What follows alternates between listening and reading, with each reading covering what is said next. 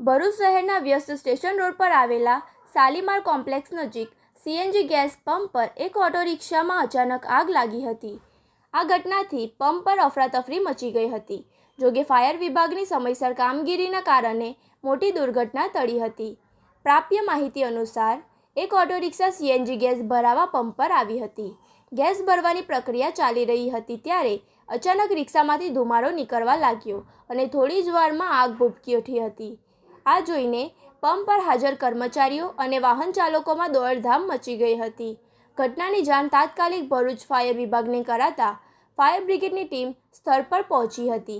Fire કર્મચારીઓએ ઝડપી અને સતર્ક કામગીરી કરીને આગને વધુ ફેલાતી અટકાવી હતી।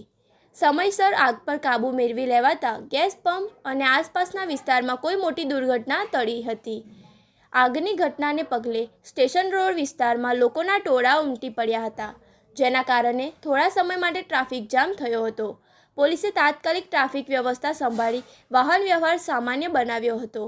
સદભાગ્યે આ ઘટનામાં કોઈ જાનહાનિ કે ઈજા થઈ નથી। જો કે આગમાં ઓટો રિક્ષા સંપૂર્ણપણે બળી જતા ભારે નુકસાન થયું હતું।